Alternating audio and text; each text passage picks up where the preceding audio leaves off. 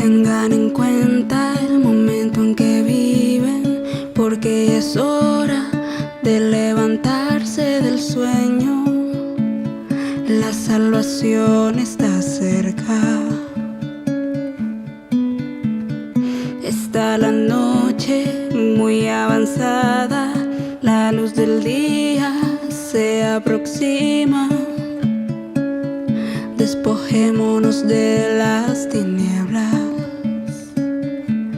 y revistámonos, revistámonos de las armas de la luz.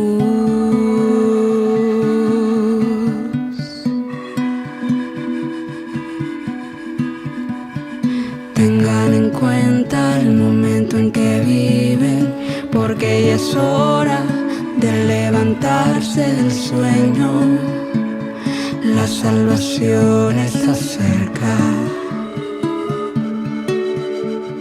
Está la noche muy avanzada, la luz del día se aproxima. Despojémonos de las tinieblas y revistámonos, revistámonos de las armas de la luz. Revistámonos, revistámonos de las armas de la luz. Revistámonos, revistámonos de las armas de la luz. Revistámonos, revistámonos de las armas de la luz.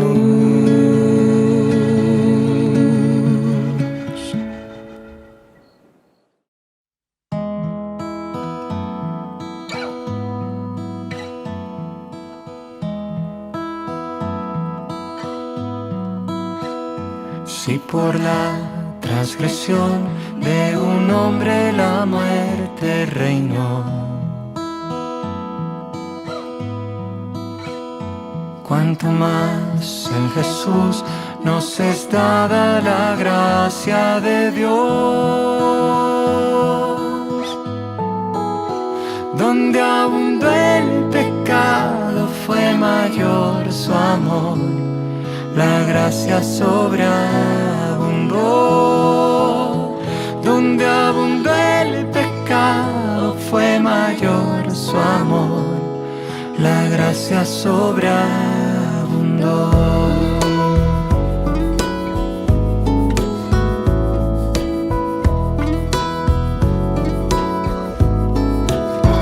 Si por la transgresión de un hombre la muerte reinó, Por la transgresión de un hombre la muerte cuanto reinó. más en Jesús nos es dada la gracia de Dios.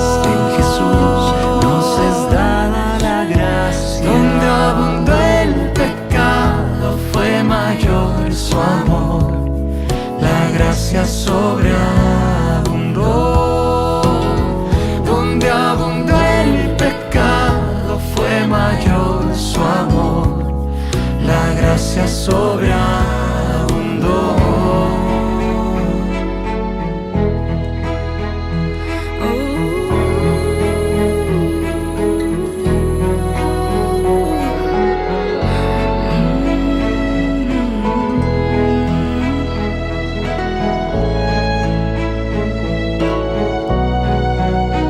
Donde abundó el pecado fue mayor su amor, la gracia sobreabundó. Donde abundó el pecado fue mayor su amor, gracia sobreabundó. Donde abundó el pecado fue mayor su amor, la gracia sobreabundó. Donde abundó el pecado fue mayor su amor, la gracia sobreabundó.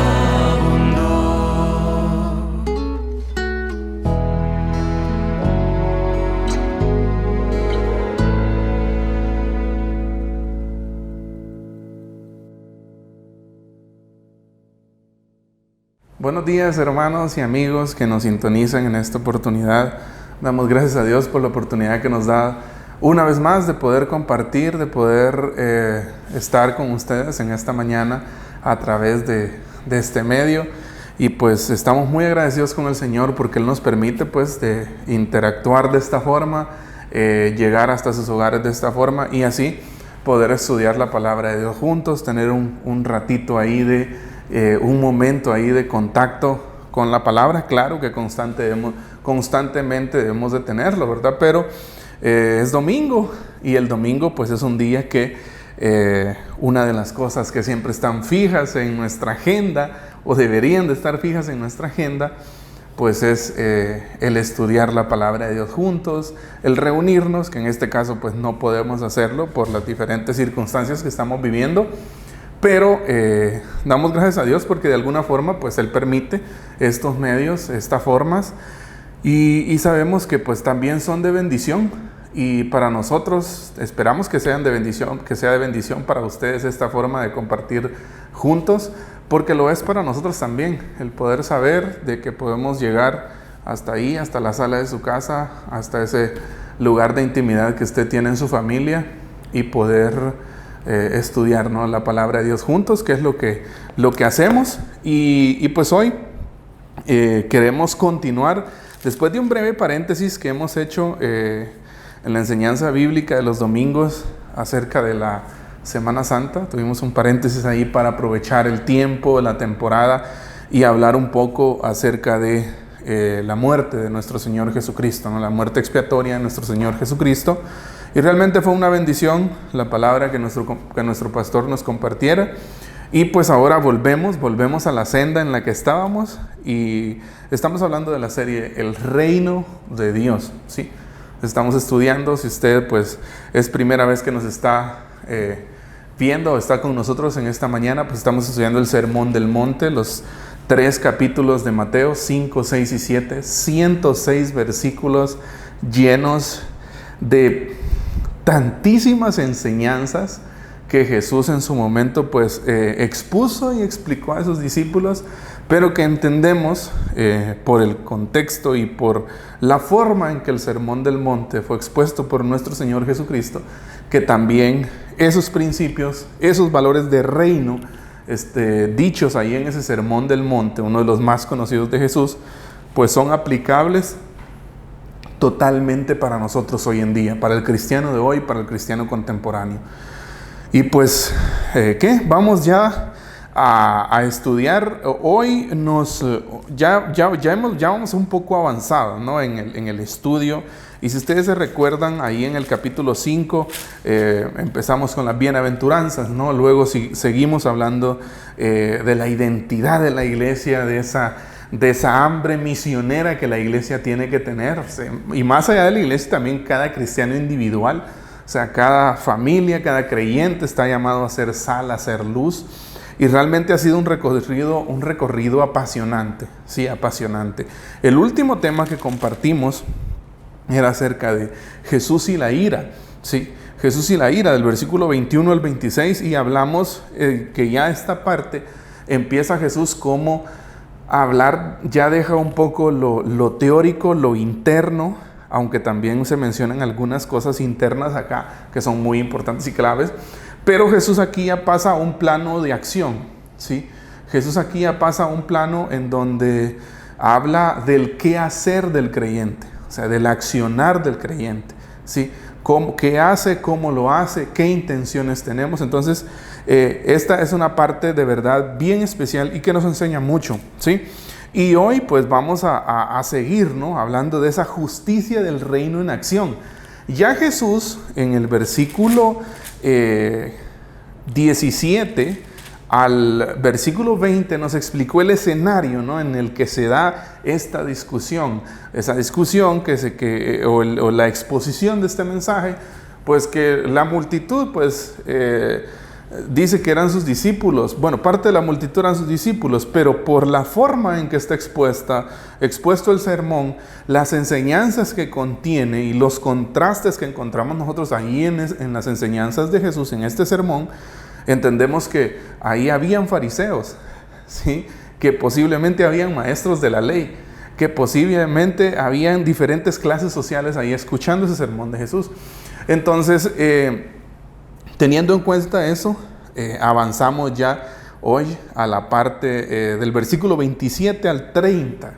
Sí, le invito de verdad a que usted pueda quedarse durante la exposición de este tema. Viera que hay tantísimas cosas de verdad que debemos aprender y que debemos, tal vez aprender sería la palabra, pero yo diría como reaprender, ¿no? Nosotros como seres humanos tendemos como a olvidar ciertas cosas, ¿no? Entonces, debemos constantemente recordar algunas cosas que Jesús de hecho quiere que recordemos. En su palabra se habla mucho del recordar, de que nos recordemos de dónde Dios nos ha sacado. Entonces, y parte de un poco de eso es la enseñanza de esta mañana, ¿sí? Así que yo quiero invitarle, antes de orar, a que usted pueda compartir esa transmisión, ¿sí? Que usted pueda compartir con sus amigos, con sus familiares. Usted tiene ahí un grupo de WhatsApp, amigos en Facebook, que usted ahí le dé en el botón de compartir y que pueda compartir esta enseñanza para que la palabra del Señor pueda llegar a muchas más personas y pues así ser de bendición, ¿verdad? Pero bien, quiero que oremos antes de iniciar ya en materia del tema. Que pongamos en las manos del Señor este tiempo. Padre, en el nombre de Jesús, queremos darte gracias, Señor, por la oportunidad, Señor, que nos das de poder estudiar tu palabra. Señor, estamos tan agradecidos de que tú nos permitas abrir una Biblia y poder entrar en ella con nuestro corazón dispuesto, con nuestro corazón receptivo, Señor, a tu palabra. Señor, sensibiliza nuestros corazones y que tu palabra hable siempre a nuestra vida, Señor. Muchas gracias en el nombre de Jesús. Amén. Bien, les decía entonces el trozo bíblico que hoy nos va a ocupar es del versículo 27 al 30, que específicamente en la mayoría de las Biblias, este párrafo de la Biblia, estos 1, 2, 3, 4 versículos, los encontramos con el tema Jesús y el adulterio. O sea, encontramos ahí una opinión, o más que una opinión, una interpretación correcta de la ley y del mandamiento: no adulterarás o no cometerás adulterio, de una interpretación correcta de este mandamiento por Jesús, y de otro que es el de no codiciar la mujer de tu prójimo. Y fíjense, el tema, yo quiero continuar con el mismo tema en donde nos quedamos el último domingo que hablamos del Sermón del Monte. Compartíamos el tema la justicia del reino en acción, ¿sí? Entonces esta sería como la parte 2 de la justicia del reino en acción. ¿Por qué? Porque estamos hablando ya, como les decía al principio, del accionar del creyente, ¿sí? Del qué hacer del creyente, cómo el cristiano vive, cómo el cristiano se conduce, y cómo deben ser también nuestras intenciones, ¿no? Que de eso ya hablamos mucho y bastante en el primer tema acerca de la justicia del reino en acción. Pero bien, yo quiero que leamos en versículo 27 al 30 de Mateo 5. Búsquelo ahí en sus Biblias. Espero que ustedes tengan ahí su Biblia en mano y poder compartir, ¿no? Y poder estudiar juntos, poder adentrarnos en este texto que nos enseña, que tiene muchas enseñanzas para nosotros hoy, en su teléfono, en su computadora. El detalle está en que podamos tener ese contacto con la palabra del Señor. Entonces, Mateo 5, 27 al 30. Oísteis que fue dicho, una vez más, la frase característica de Jesús, ¿no? De la que ya hablamos. Oísteis que fue dicho, no cometerás adulterio. Pero yo os digo que cualquiera que mira a una mujer para codiciarla, ya adulteró con ella en su corazón. Vea qué tremenda la palabra, hermanos. 29. Por tanto, si tu ojo, yo quiero que usted y yo leamos con mucho detenimiento, ¿no? O sea, despacio, estos textos, porque tienen muchísimo que enseñarnos. Por tanto, si tu ojo derecho te es ocasión de caer, sácalo y échalo de ti, pues mejor te es que se pierda uno de tus miembros y no que todo tu cuerpo sea echado al infierno. Versículo 30. Y si tu mano derecha te es ocasión de caer, córtala y échala de ti, pues mejor te es que se pierda uno de tus miembros y no que todo tu cuerpo sea echado en el infierno. Gran pasaje, ¿no? Uy, viera usted todas las enseñanzas que podemos sacar de estos versículos. Es tremendo, pero vemos una vez más, miren hermanos, a Jesús abordando un tema expuesto en la ley de Moisés, una vez para interpretar la ley, no para sustituirla. ¿Sí? Recuerde, Jesús no está sustituyendo la ley de Moisés con dichos o con leyes propias de él, ¿sí? Sino que lo que Jesús está haciendo acá es interpretando la ley, una ley que los judíos se daban el paquete de conocerla, ¿sí? Una ley que los judíos se daban el paquete de tenerla en la mente, ¿no? O sea, fariseos, escribas de la ley, vemos nosotros en esas confrontaciones que le hacen a Jesús constantemente en los evangelios, cómo ellos muchas veces se jactan de saber la ley y en cierta forma hasta de cumplirla, ¿no? Pero bueno, eso es lo que nos va a ocupar. Y yo quiero que dividamos, hagamos unas divisiones de este pasaje como para entenderlo tal vez un poquito mejor y tener como un panorama de lo que Jesús está hablando, ¿sí? Y pues efectivamente vamos a hablar acerca en la primera parte, de cómo Jesús interpreta la ley, ¿sí? Cómo Jesús interpreta la ley y amplía, ¿sí? Amplía la explicación de un mandamiento, haciendo un contraste con la interpretación de la cúpula religiosa de aquella época, ¿sí? Entonces tenemos a Jesús en primer plano interpretando la ley, pero luego también tenemos la aplicación, ¿no?, que Jesús le da a esto en cuanto a la vuelta que les da. Pero yo os digo, ¿sí? Y hace Jesús como una contraparte ahí no a la ley, sino a la interpretación rabínica de la ley en aquellos tiempos, ¿sí? Entonces Jesús le da la vuelta ahí, y eso sucede en ese contexto, ¿no?, de Jesús interpretando la ley y explicándola a la multitud. Pero luego también quiero que veamos del versículo 29 en adelante, la pecaminosidad del pecado, ¿sí? La pecaminosidad del pecado. Y por último, lo que Jesús quiere enseñarnos con estas dos ilustraciones. O sea, eso de sacarnos un ojo y el de cortarnos una mano. ¿Qué es lo que Jesús quiere enseñarnos? ¿Sí? Entonces, ya, tres divisiones, como tres partes, ¿no?, de esta enseñanza. Primero, Jesús interpretando la ley. Luego, las causas, la pecaminosidad del pecado. Y luego, o sea, vamos a hablar de lo tremendo que es el pecado y cómo muchas veces es ignorado por nosotros, pero que realmente socava nuestra vida cristiana, ¿sí? Socava nuestra vida espiritual. Y luego veremos también qué es lo que Jesús quiere enseñarnos a través de estas dos, un poco, algunos la llaman como exageraciones, ¿no? Como es una figura de lenguaje que se llama hipérbole, es una exageración del lenguaje para enseñarnos lo tremendo que es el pecado en la vida de nosotros, ¿sí? La importancia que tiene que entendamos la doctrina del pecado. Pero bueno, fíjense, primero vamos a empezar con algo. En el plano de Jesús interpretando la ley, no debe sorprendernos que Mateo incluya en en este escrito del Sermón del Monte que Mateo incluya esta mención del adulterio y el divorcio, ¿sí? Porque son automáticamente lo que sigue después del adulterio es el divorcio.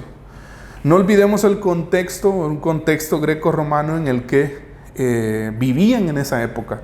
Un contexto, ciertamente ellos estaban bajo dominación romana, pero había también mucha influencia de la filosofía griega, ¿sí?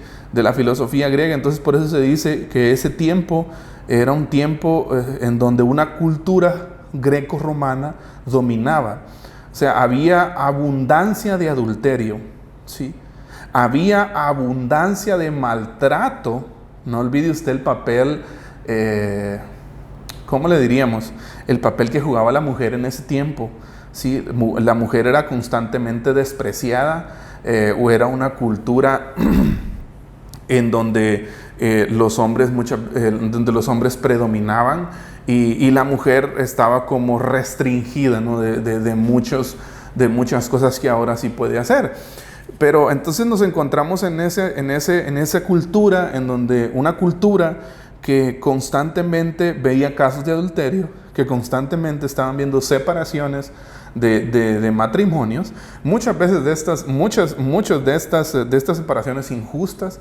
Estaba leyendo precisamente un poco de la historia acerca o del contexto cultural de esa época, y se dice que muchos hombres, escuche usted, muchos maridos daban carta de divorcio a su mujer aun cuando se le quemaba la comida.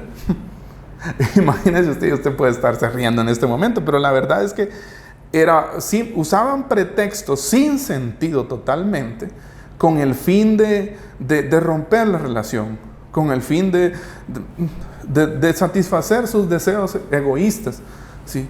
Sus deseos con el fin de... Ellos no buscaban amar al prójimo, ¿sí? No buscaban el bien del prójimo, no buscaban el bien de su pareja, ¿sí? Y en ese contexto es por eso que Mateo, y pues Jesús en su sermón, incluye una mención de el adulterio y el divorcio. Porque en esa cultura la cuestión sexual era siempre un tema de discusión. Era siempre un tema de discusión. Entonces por eso Jesús lo menciona, ¿sí? Y ahí ya podemos tener una idea de cómo era la vida en aquella época. Y en la escena nuevamente tenemos a unos personajes de los más peculiares del Nuevo Testamento, los fariseos, ¿sí? Los fariseos, que aunque no se mencionan explícitamente, cuando Jesús dice, oísteis que fue dicho, o ustedes han oído que ha sido dicho, se está refiriendo a la enseñanza que muchos rabinos, que muchos fariseos, que muchos maestros de la ley habían enseñado a través de los años, de generación en generación, ¿sí? Habían moldeado la ley a su forma, a su manera. Entonces, si lo vemos una vez más, a estos fariseos, a estos maestros de la ley, los vemos una vez más reduciendo, ¿sí? Reduciendo no solo la aplicación, sino también el significado, el entendimiento de la ley, ¿sí? O sea, los vemos mermando el significado de la ley del Antiguo Testamento, de la ley de Moisés. Entonces, reducir la ley a hechos concretos e ignorar el espíritu de la misma. Ellos vivían en ese círculo, ¿no? De reducir la ley, de ignorar el espíritu de la ley. Entonces, imagínese usted lo que vamos a decir ahorita. Es posible, algunos escritores dicen de que es posible de que quizás algunos fariseos de estos no habían leído los 10 mandamientos. O no sabían específicamente qué querría decir, sino que los acomodaban a lo que ellos pensaban. Mire usted, aquí hay una aplicación corta que podemos hacer. Lo tremendo que puede ser interpretar la Biblia, interpretar la ley de Dios desde nuestro parecer, desde un punto de vista, desde mi punto de vista, ¿sí? Y no desde el punto de vista del autor, del escritor, ¿sí? Del escritor del libro. ¿Qué me quiso comunicar el escritor del libro al escribir esto? ¿Sí? Al hacer estas anotaciones. Entonces tenemos allá unos fariseos interpretando la ley a su sabor y antojo, ¿sí? O sea, haciendo que la ley dijera lo que ellos decían, o sea, lo que ellos querían, imagínense. Ahora, y era la cúpula religiosa, imagínese usted, era la cúpula religiosa. ¿Cómo estaba la demás gente? ¿Sabe? ¿Cómo estaba la gente común? Una ignorancia tremenda de la ley. ¿Sí? No se habían dado cuenta que ese mandamiento de no cometerás adulterio estaba relacionado con el otro mandamiento de no codiciarás la mujer de tu prójimo.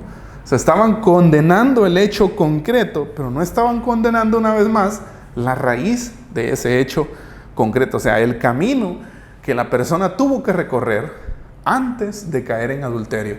Una línea de pensamiento, ¿sí? Una línea de intenciones perversas, una línea de deseo perverso en el corazón. Ahora, dentro de tantas cosas que podríamos mencionar, al ver a Jesús interpretando estos dos mandamientos, hay algunas cosas que quiero hacer mención, que creo que son muy importantes.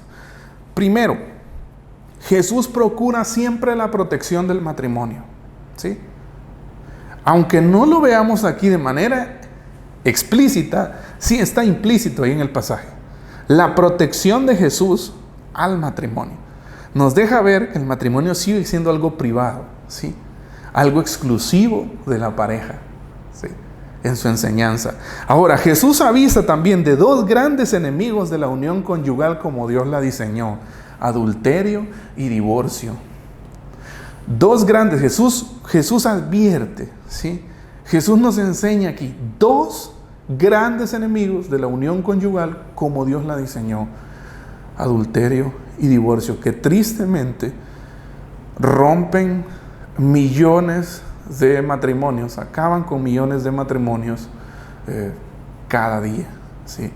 Entonces es una enseñanza importante. También Jesús avisa nuevamente el inicio del pecado, ¿sí? Y Jesús habla aquí en su manera de explicar la ley, en su manera de explicar este mandamiento, nos habla de la concupiscencia, ¿no?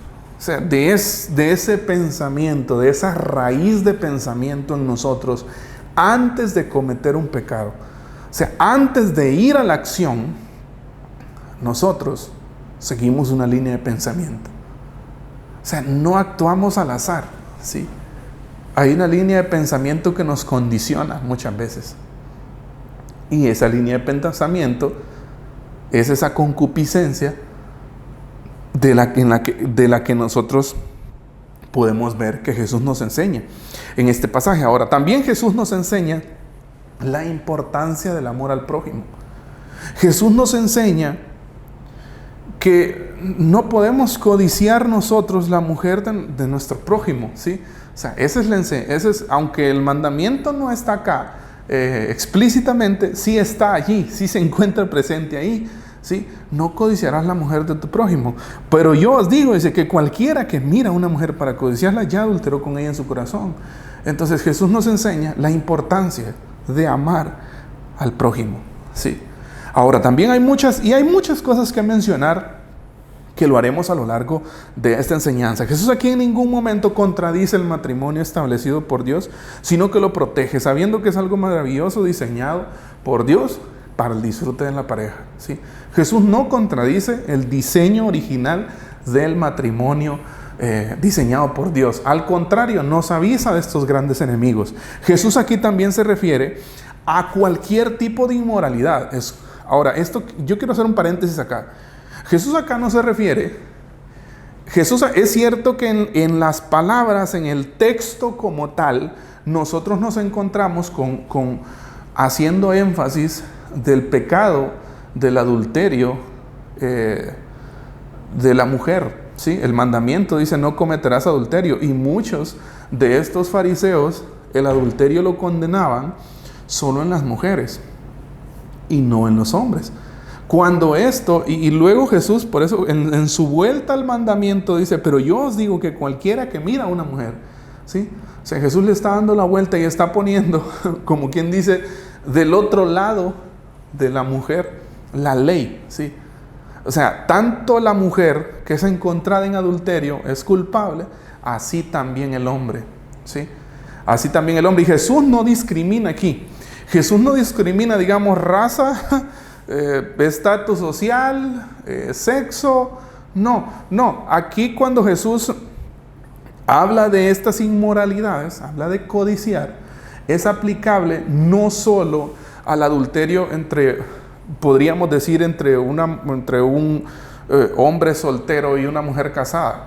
No, que a veces es lo más común que pensamos, no. Pero Jesús aquí se refiere a cualquier tipo de codicia, ¿sí? Jesús aquí condena cualquier tipo de codicia. Puede ser entre dos personas solteras, puede ser entre una persona casada y una persona soltera, puede ser entre una persona, no sé, tantas formas que pueden existir.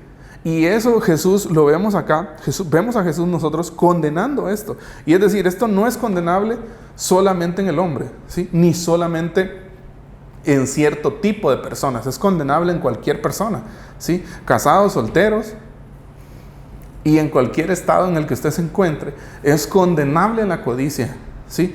Ahora, pero también esta mención de inmoralidad que Jesús hace acá, esta enseñanza de inmoralidad que Jesús enseña acá, nos deja ver de que también es condenable cualquier otro tipo de práctica sexual que no se dé dentro del matrimonio. Si estamos hablando, por ejemplo, de masturbación, homosexualismo, lesbianismo, bestialismo y cualquier otra práctica sexual, ¿sí? O sea, podríamos decir que eso entra ahí, ¿sí? Entra ahí en esa aplicación, en la aplicación de la enseñanza de Jesús. Pero mire, vamos un poco más allá, en el versículo 28. Pero yo os digo que cualquiera que mira a una mujer para codiciarla, ya adulteró con ella en su corazón. Yo quiero que usted y yo tengamos una dosis de sinceridad en este momento. Sí, ¿escuchó bien? Una dosis de sinceridad, ¿sí? Codiciar a una mujer para adulterar con ella en el corazón. Yo quiero que usted medite en esa frase, ¿sí? Y quiero que usted medite en la gravedad de lo que eso significa, ¿sí? Como seres humanos, me voy a dirigir a los hombres, porque soy hombre. Como seres humanos, como hombres, sabemos, usted y yo estamos conscientes de la diferencia que existe entre una mirada normal y una mirada de codicia. Recordemos que Jesús no condena el hecho simplemente de mirar a una mujer. No, Jesús no está condenando eso. O sea, nos vemos con personas del sexo opuesto todos los días y en muchos momentos, muchas veces. Pero Jesús no está condenando el mero hecho de vernos, ¿sí? Jesús está condenando el hecho de mirar a una mujer para codiciar con ella en su corazón. También aplica viceversa, como acabo de mencionar, ¿sí? Jesús también está condenando el hecho de que una mujer pueda ver a un hombre para codiciar, o sea, pueda mirarlo con codicia para adulterar con él en su corazón, ¿sí? Entonces, no escapamos, ¿verdad? Ni mujeres ni hombres. O sea, esto nos abarca a los dos, ¿sí? Ahora, por eso le decía, una dosis de sinceridad. Mediten eso. Nosotros, hombres y mujeres, sabemos la diferencia entre una mirada normal y una mirada de codicia que implica adulterio, que implican pensamientos perversos. Sí. ¿Sabe? La palabra nos confronta fuertemente. Nos confronta fuertemente en esto, porque no solo es condenable el hecho concreto. Sí, no solo es condenable el hecho concreto, como los fariseos creían, y ellos lo aplicaban de esa forma. Es condenable el camino o el pensamiento previo al hecho concreto. Y Jesús dice, si la viste, si la miraste para codiciar, o sea, para adulterar con ella en tu corazón, ya adulteraste. ¿Sí? O sea, ya cometiste adulterio. En términos prácticos debemos aprender a dominar no solo nuestro corazón y sus intenciones, sino también nuestros miembros. Jesús va a hacer un énfasis especial en las dos ilustraciones que vienen después de esto. ¿Sí? Pero fíjese usted, no solo, en términos prácticos, no solo usted y yo debemos aprender a sujetar los deseos y las intenciones de nuestro corazón. ¿Sí? Aquí, tal vez para que entendamos un poquito más. Los judíos, cuando en el Nuevo Testamento leemos la palabra corazón, los judíos entendían el corazón como el asiento de las emociones, ¿sí? El asiento de la voluntad. Es el lugar en donde usted tiene la capacidad de decidir, ¿sí? Y cuando Jesús hace acá, ya adulteró con ella en su corazón, se está refiriendo a eso. No se está refiriendo al órgano, ¿sí?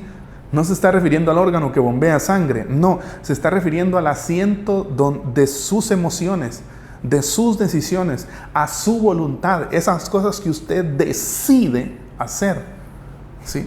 Esas cosas que usted deliberadamente toma una decisión para hacerla, para accionar, ¿sí?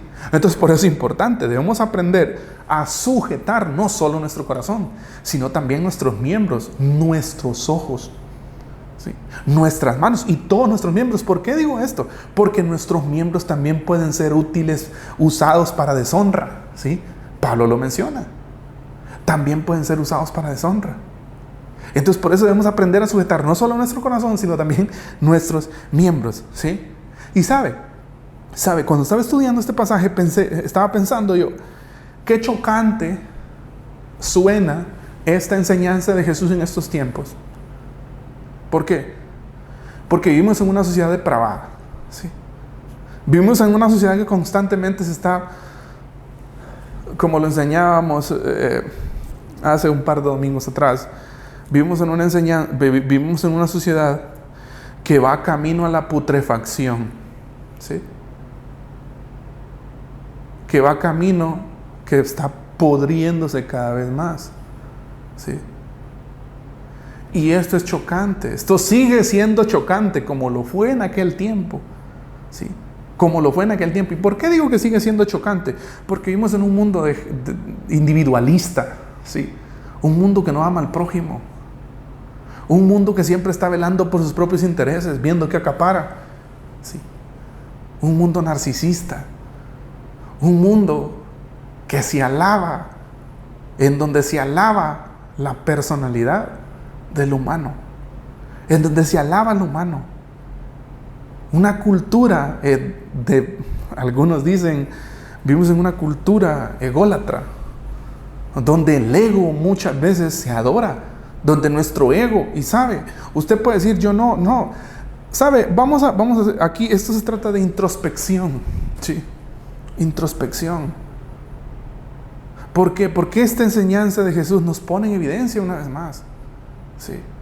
Y nos obliga, le voy a decir así, nos obliga a hacernos un examen, ¿sí?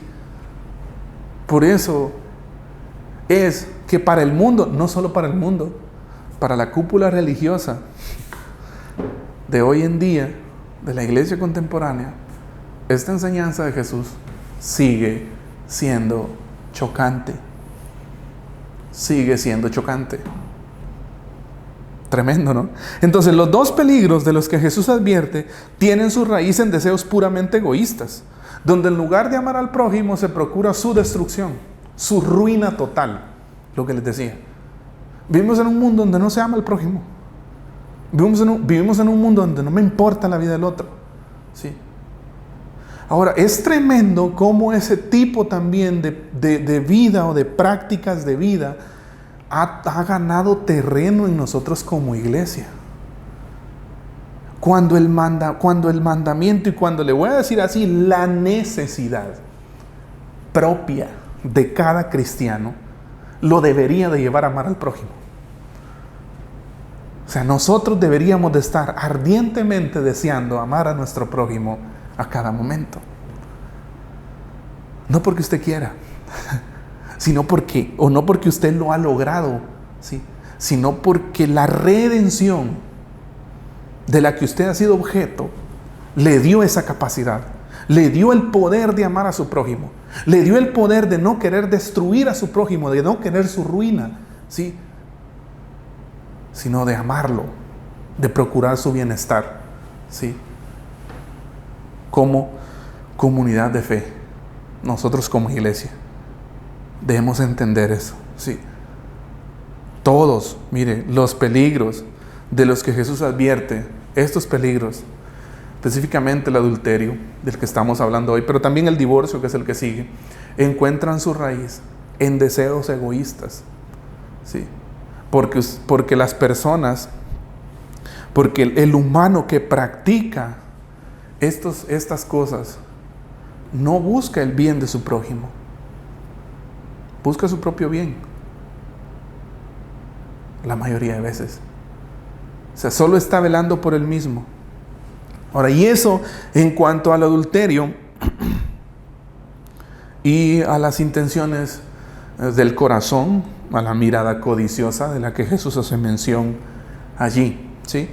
Pero luego Jesús da el salto y nos empieza a enseñar, miren hermanos, una doctrina, escuche, que es clave y esencial para el entendimiento del cristiano. Y estamos hablando del pecado. La pecaminosidad del pecado. Yo quiero que usted ponga mucha atención. Versículo 29. Por tanto, si tu ojo derecho te es ocasión de caer, sácalo y échalo de ti. Pues mejor te es que se pierda uno de tus miembros y no que todo tu cuerpo sea echado en el infierno. Bien, esta parte quiero empezarla con algo. Recordemos que Pablo nos enseña en el libro de Romanos de que uno de los propósitos de la ley era mostrar nuestro pecado, ¿sí? Será como un espejo, ¿no? Pararnos frente y que nosotros pudiéramos ver ese retrato sucio de nosotros mismos como humanos. O sea, lo que el pecado hace en nosotros, esa deformación que el pecado hace en nosotros. Los fariseos se habían saltado esta parte, ¿sí? Los fariseos obviaban esta parte, se hacían los locos en cuanto a esta parte de la aplicación de la ley. Y mire, ¿por qué hablar y por qué darle tanta importancia a este punto que estamos hablando ahorita? La pecaminosidad del pecado, y quiero agregar algo, y nuestra guerra en contra de, ¿sí? La pecaminosidad del pecado y nuestra guerra en contra de ese pecado. ¿Por qué? Porque el creyente debe estar en guerra, ¿sí? El creyente debe estar constantemente en batalla contra, ¿sí?, el pecado. Y mire, actualmente pocas cosas son tan apremiantes como entender la doctrina del pecado. Pocas cosas son tan urgentes como entender la doctrina del pecado. Y usted dirá, ¿por qué? Pues tengo algunas cosas para mencionarle. Número uno, porque el pecado es la causa de la depravación del ser humano. ¿Se ha puesto usted a pensar por qué somos como somos? ¿Se ha puesto usted a pensar por qué, como mencionábamos hace un momento, somos tan egoístas? ¿Somos tan buscadores de lo propio? ¿Por qué muchas veces hasta nuestras buenas intenciones en el fondo no son tan buenas intenciones? El pecado ha hecho un cráter en nosotros, hermanos. Ha hecho un cráter en nuestro corazón, en nuestra mente, en nuestros pensamientos, ¿sí?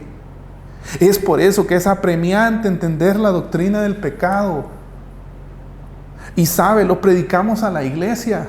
¿Por qué? Porque aún muchas veces nosotros carecemos del entendimiento de la pecaminosidad del pecado.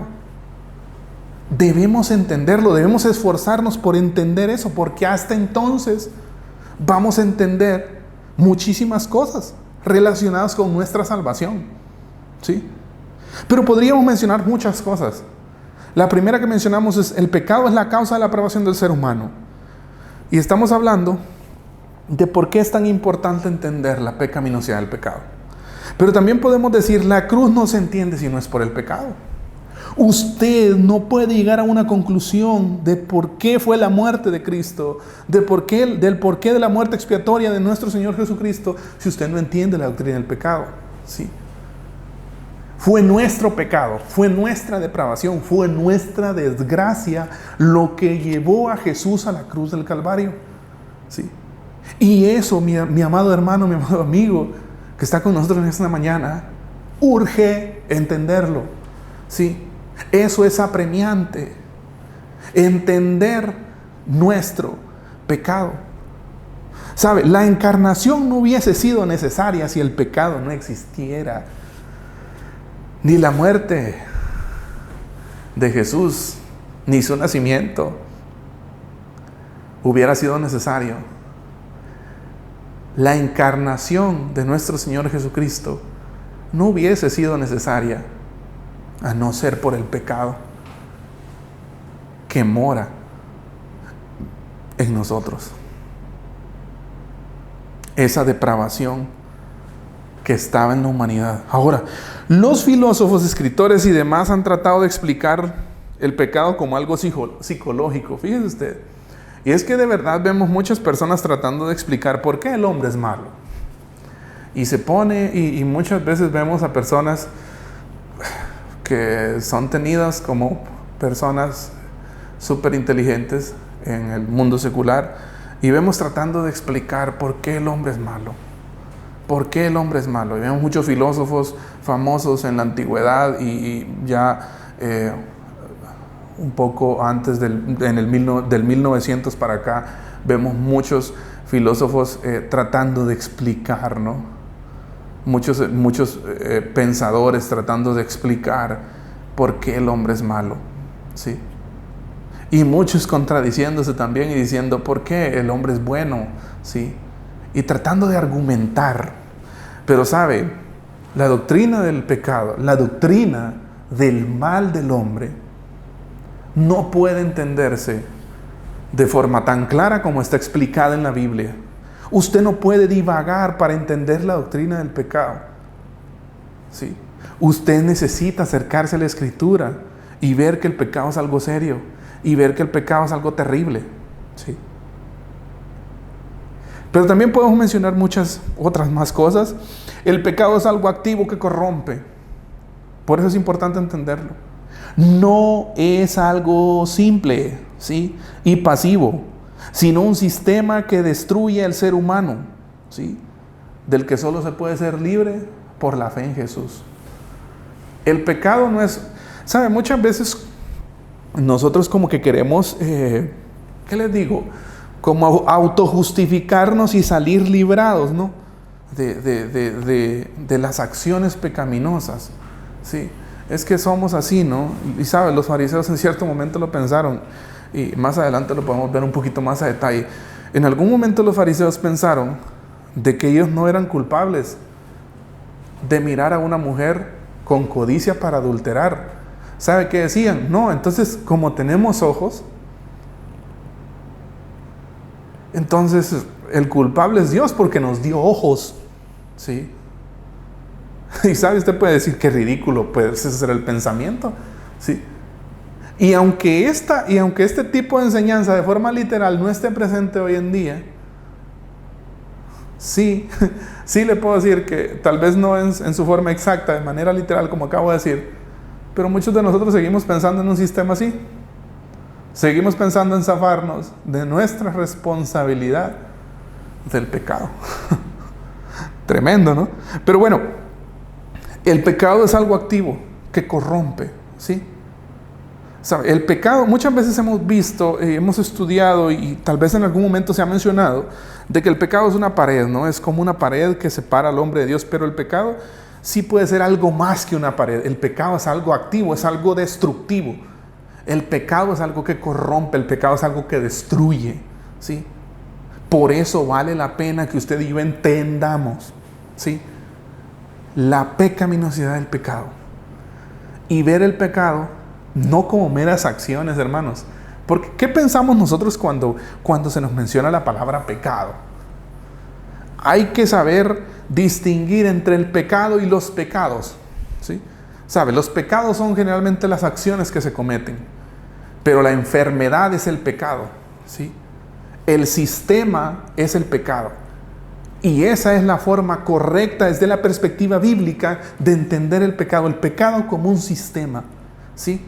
El pecado como una plataforma de corrupción, el pecado como una plataforma de destrucción, de pudrición para el ser humano, porque no trae cosas buenas.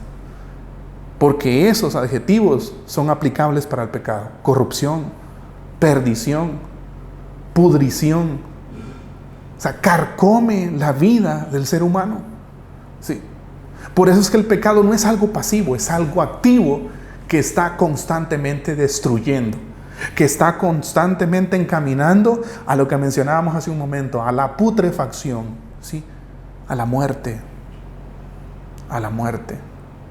Y por último, al infierno. Que valga la redundancia, es muerte eterna. ¿Sí?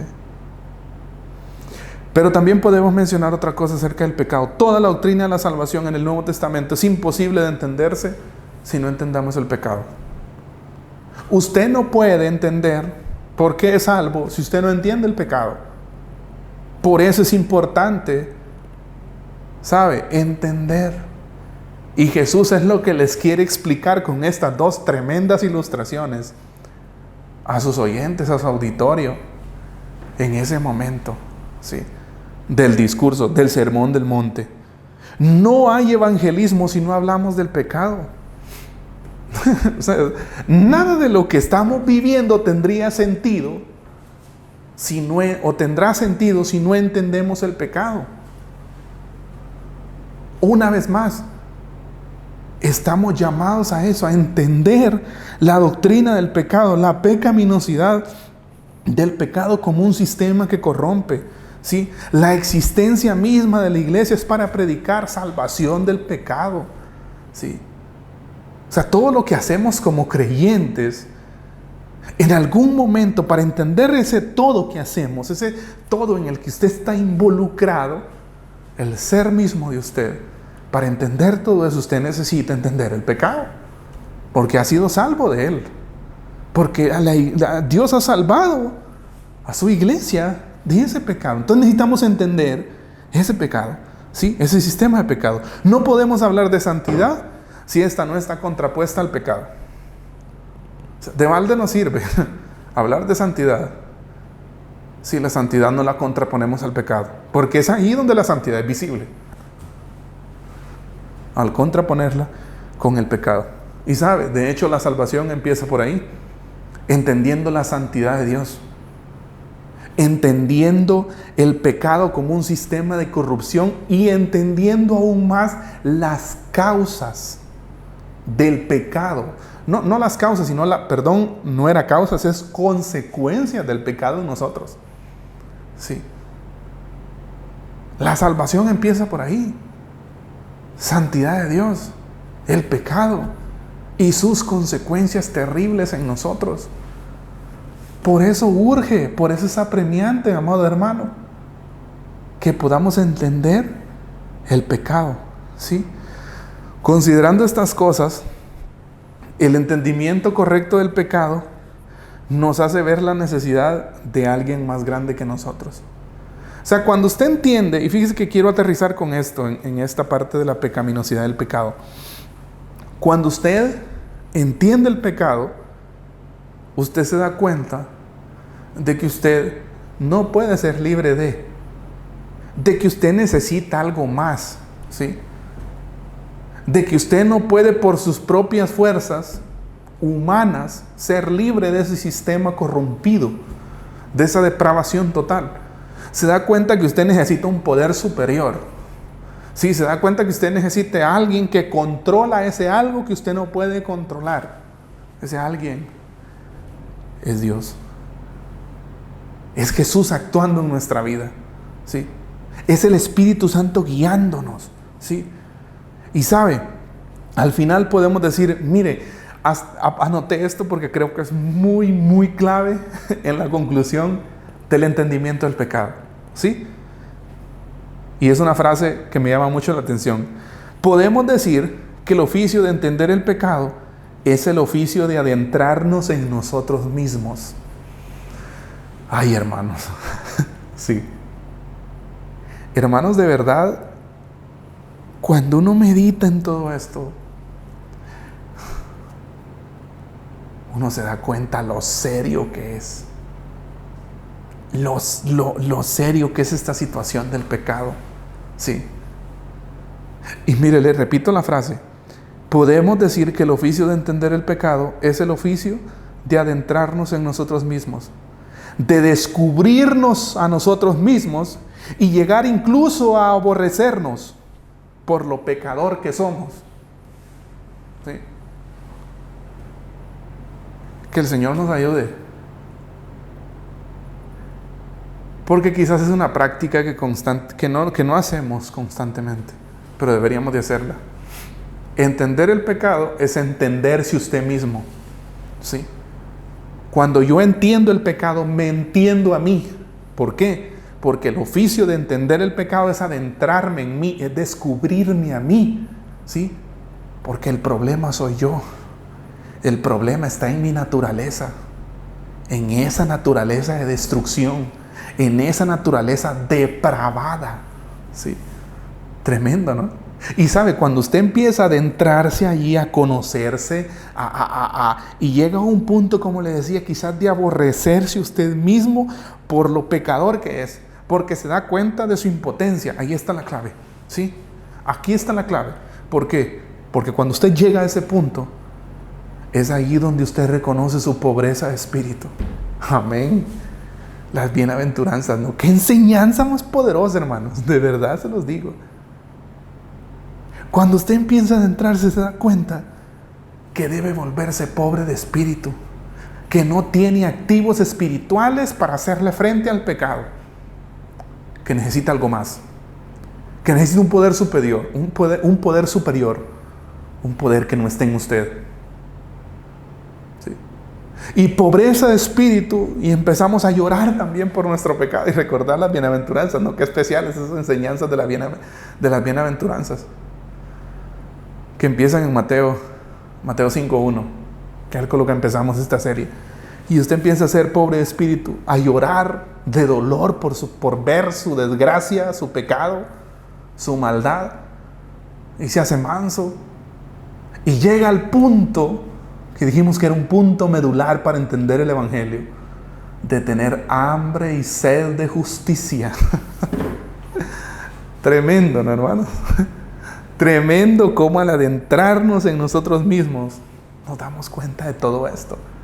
Y al estudiar esta maravillosa palabra, yo les digo, ¿qué haríamos sin la palabra para entender todo esto de lo que estamos hablando, del pecado y de las consecuencias en nosotros? Ahora, veamos qué dice Jesús acerca del pecado con estas dos ilustraciones. O sea, ¿qué nos da? ¿Qué nos enseña? Y es que las dos ilustraciones, la primera que Jesús hace, o sea, las dos ilustraciones tienen la misma forma, la misma composición gramatical, podríamos decir, solo que con diferentes miembros, ¿no? O miembros del cuerpo. Él dice, por tanto, si tu ojo derecho te es ocasión de caer, sácalo y échalo de ti, pues mejor te es que se pierda uno de tus miembros y no que todo tu cuerpo sea echado en el infierno. Eso es con el ojo. Y luego sigue, y si tu mano derecha te es ocasión de caer, córtala y échala de ti, pues mejor te es que se pierda uno de tus miembros y no que todo tu cuerpo sea echado en el infierno. Mire, una de las cosas para reflexionar sobre estos dos textos, una de las cosas importantes acá, que son dos exageraciones que Jesús usa para explicar un poco la gravedad del pecado y sus consecuencias en nuestra vida. ¿Sí? Aquí podemos nosotros ver la astucia del pecado, ¿sí? Y cómo esto infecta todo el ser. ¿Se sabe qué es lo que está diciendo Jesús?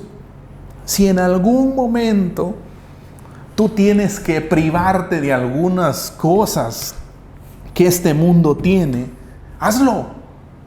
Es más importante eso que perder la vida eterna. ¿Sí? Es más importante eso que darle rienda suelta a tus intenciones, que darle rienda suelta a tus deseos pecaminosos y ir con ellos al infierno. No vale la pena. ¿Sí? Y es una de las tantas enseñanzas de Jesús. Pero también nos enseña que los pecados son los síntomas de una enfermedad traidora y mental que se llama pecado.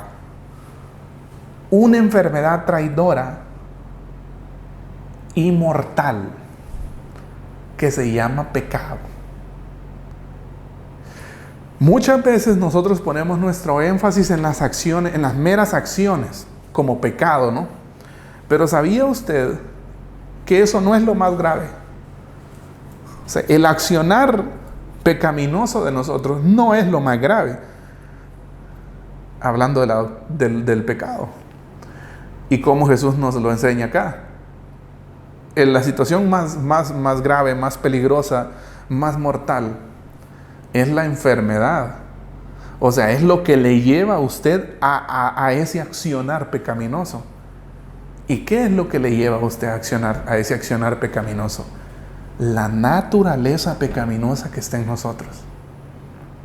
Una enfermedad, un cáncer terrible, un cáncer que destruye, un cáncer que lleva al infierno, un cáncer que pudre la vida del ser humano, un cáncer al que no le estamos poniendo cuidado. ¿Sabe? Hay muchas cosas que preocupan a la humanidad, pero el pecado no. El pecado no es una de estas cosas que preocupa a la humanidad. Cuando es algo serio, cuando es algo que puede llevar a la humanidad al infierno, irónicamente no les preocupa. Corrijo, no nos preocupa. Muchas veces. Irónicamente a la humanidad esto no nos preocupa. El pecado. Esa situación terrible. Ahora, a este punto permítame hacerle a usted una pregunta. ¿Ha adulterado usted alguna vez? Esa era la pregunta. De hecho estaba pensando si hacerla o no, ¿sabe? ¿Ha adulterado usted alguna vez? ¿Hemos adulterado alguna vez? Hermanos, ¿hemos adulterado alguna vez? No, una vez más, no estoy hablando del hecho concreto solamente, aunque sí entra, pero no estoy hablando solamente del hecho concreto. Estoy hablando de pensamientos, de intenciones. Estoy hablando de posiblemente algo que generalmente cuando pensamos en mirar a una mujer para codiciarla y ver este punto, siempre pensamos como que mujeres en la calle, ¿no? Y nosotros vamos por la calle y de repente pues miramos, o mujeres viendo a los hombres en la calle, pero no específicamente hablamos de eso también, o sea, aunque forma parte de, pero también hablamos pensamientos, intenciones, deseos. ¿Qué pensamientos viene a usted cuando mira una imagen explícita en internet? ¿Busca usted imágenes explícitas en internet? ¿Qué pensamientos vienen a su mente cuando usted mira una revista y posiblemente eso implica imágenes explícitas de hombres o mujeres? ¿Qué piensa usted? ¿Busca usted ese tipo de literatura? Tremendo, ¿no? Esto es solo para que medite un poquito sobre la pregunta si hemos adulterado alguna vez. Para entender un poquito.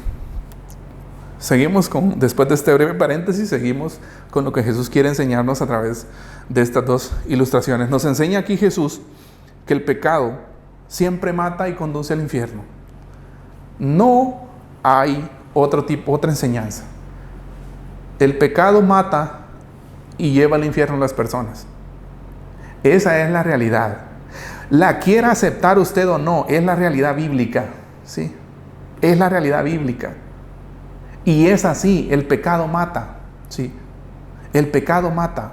El pecado trae depravación, el pecado trae corrupción, y en última instancia, lo que acabamos de decir, el pecado mata y lleva al infierno, ¿sí? Y lleva al infierno. De hecho, el infierno en la Biblia es mencionado también, es entendido, ¿no?, como la muerte eterna, la segunda muerte, la muerte eterna. Ahora, Jesús también contradice a los fariseos, quienes decían: ¿cómo quieres que pequemos, que no pequemos o pensemos mal si tenemos ojos? Lo que les decía hace un momento. O sea, si tenemos ojos,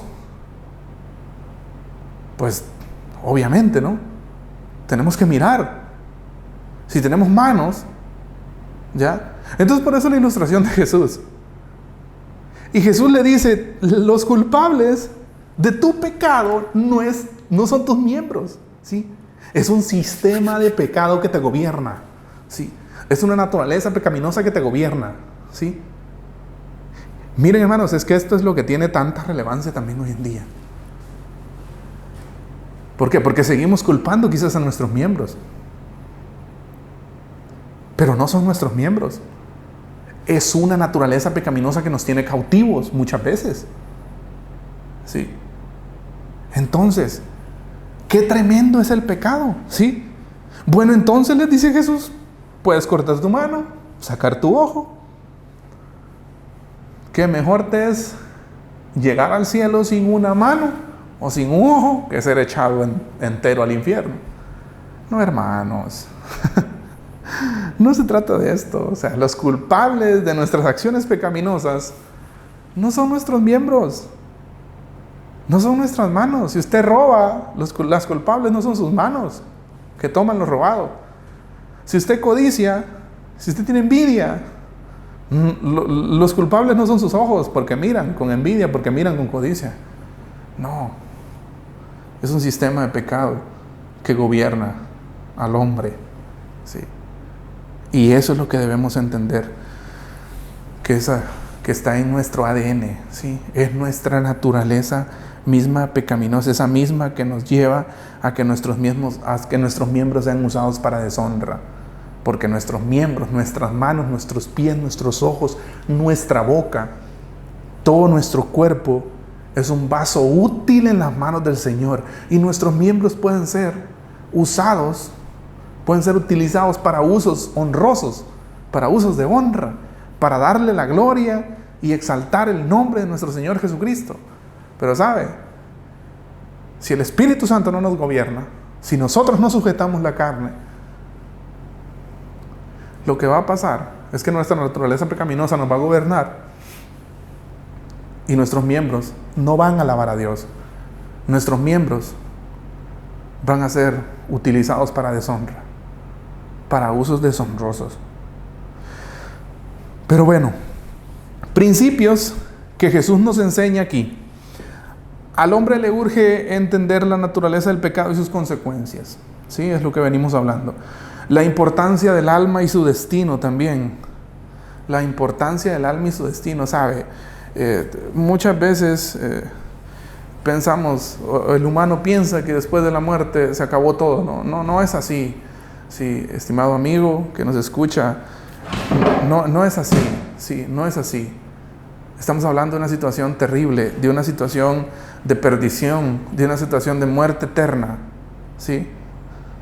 O sea, no, estamos hablando de que es importante entender, ¿sí?, la importancia del alma, valga la redundancia, y el destino de esta, ¿sí? El Señor ha provisto, ¿sí? Pero nosotros debemos entender la importancia de eso y entender esta situación de pecado. Debemos odiar el pecado y hacer todo lo que podamos para destruirlo a costa de lo que sea dentro de nosotros, ¿sabe? No importa lo que le cueste, no importa lo que nos cueste, ¿sí? Debemos odiar el pecado y hacer todo lo que esté a nuestro alcance para destruirlo. Debemos aprender eso, a odiar el pecado, ¿sí?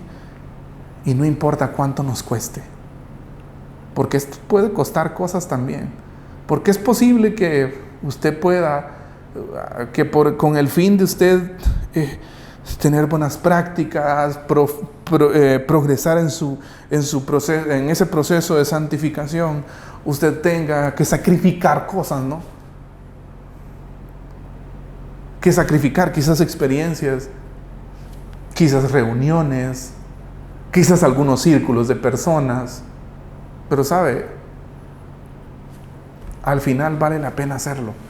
¿Sí? Vale la pena hacerlo. ¿Por qué? Porque debemos aprender a odiar el pecado.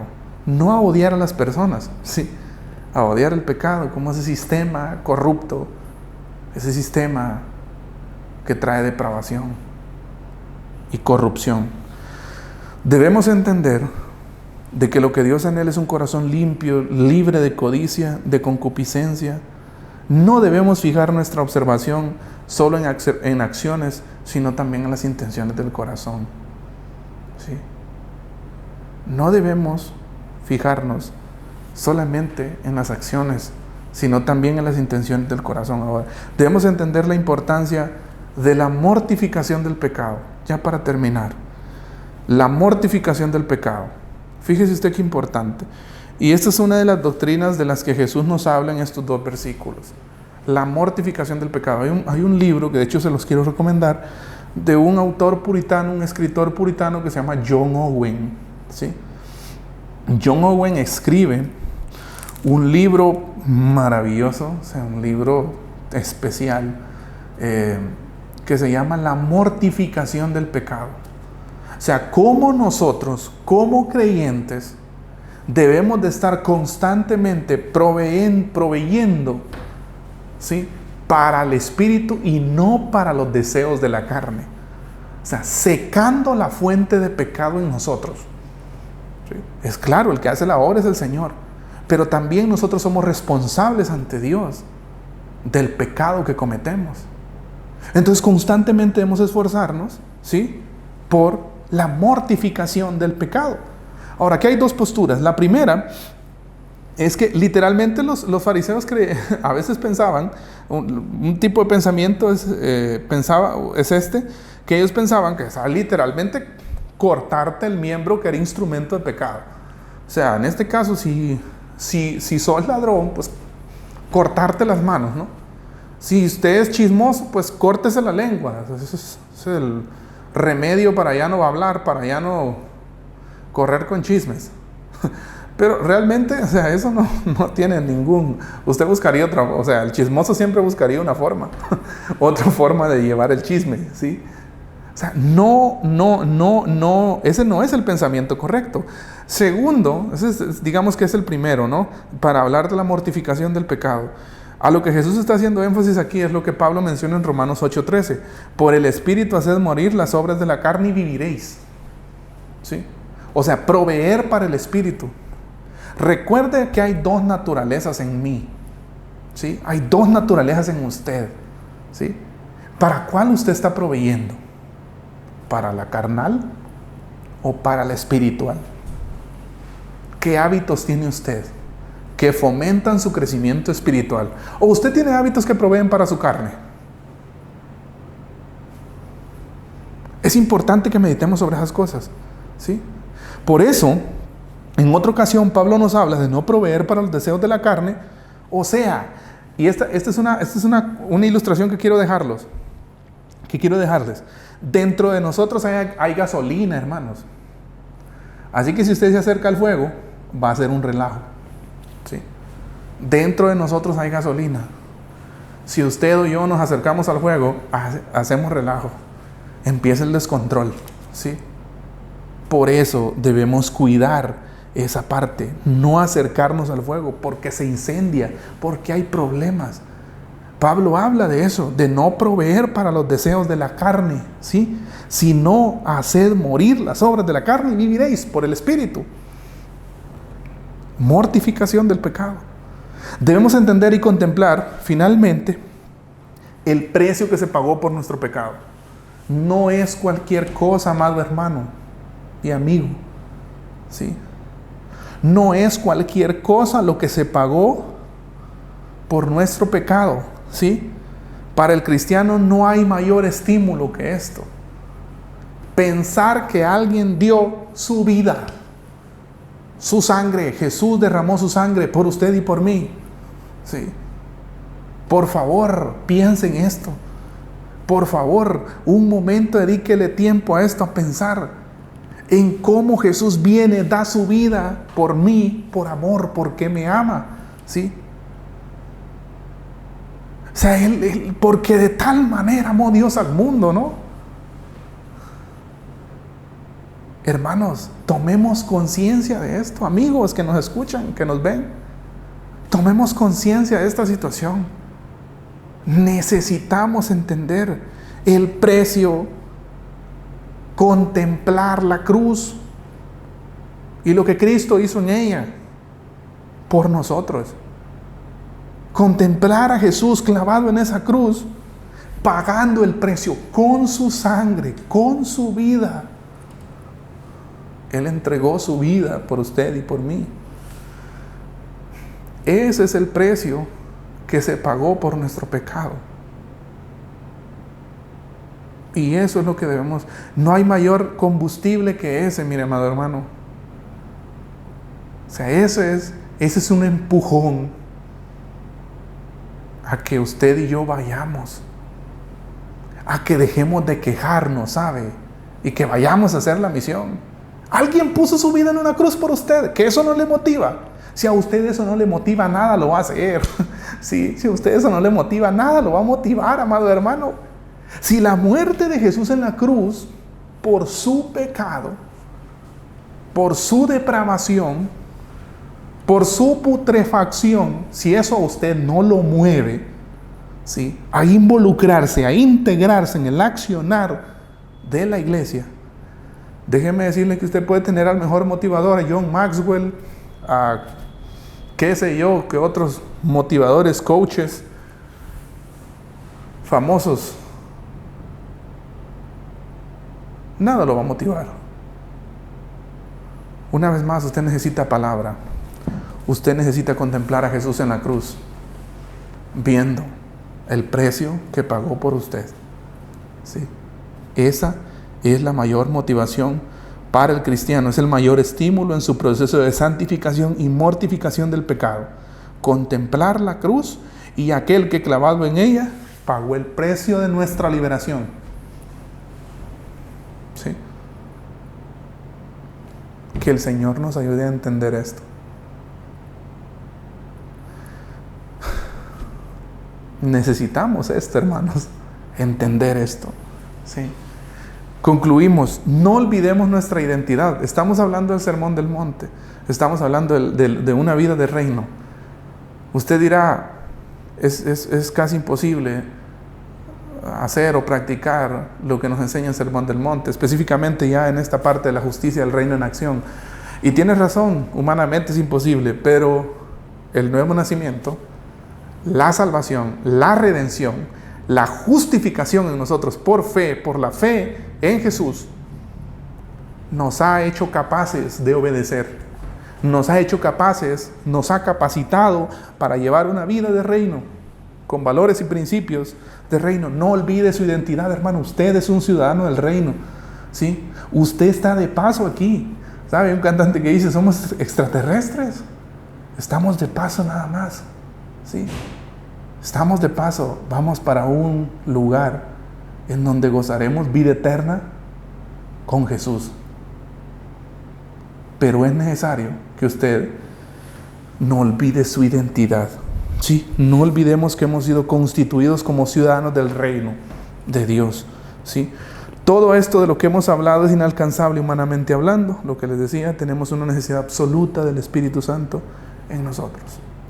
Necesidad absoluta del Espíritu Santo en nosotros. Que sea Él quien nos ayude a mortificar el pecado. Y no solo a eso, sino también a proveer para el Espíritu. Ocuparnos de nuestra salvación, como el mismo Pablo lo dijera, con temor y temblor. ¿Sí? Así el Señor seguirá actuando en nosotros hasta el día que le veamos cara a cara. ¿Sí? Y que estemos en su presencia sin mancha, irreprensibles, ya sin pecado, ya sin nada de esto que nos aqueja de lo que hemos hablado. No quiero finalizar sin antes hacer una invitación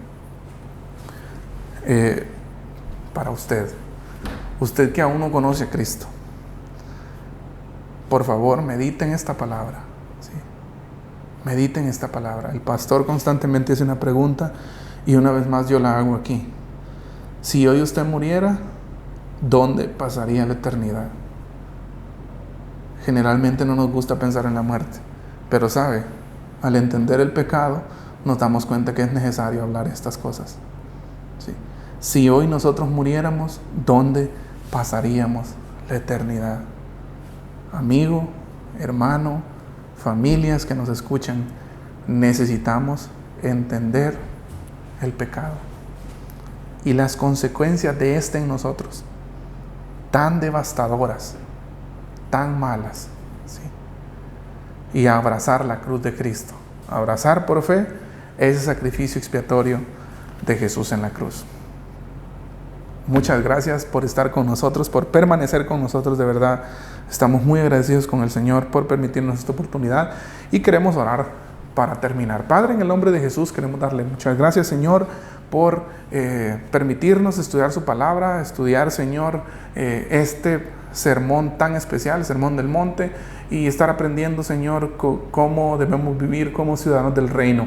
Padre, por favor, ayúdanos a entender esta doctrina de pecado. Por favor, Señor, necesitamos entender esto para así poder entender muchas otras cosas de nuestra salvación, de la iglesia, de cómo eres tú, de cómo somos nosotros. Por favor, Padre, bendice, Señor, a las familias de la iglesia local y a cualquier, Señor, persona que nos esté viendo, esté sintonizando, vaya a ver este mensaje, que tú, Señor, puedas estar con ellos, bendecirlos, cuidarlos, Señor, en este tiempo, y que siempre puedas estar fortaleciendo, Señor, las distintas familias, Señor, de la iglesia, por las diferentes situaciones que ellos están pasando, Señor. Te pedimos y te lo dejamos en tus manos, en el nombre de Jesús. Amén. Que Dios les bendiga, hermanos. Muchas gracias por estar con nosotros. Les enviamos un fuerte abrazo. Nos alegra haber compartido este tiempo con ustedes y que el Señor les bendiga.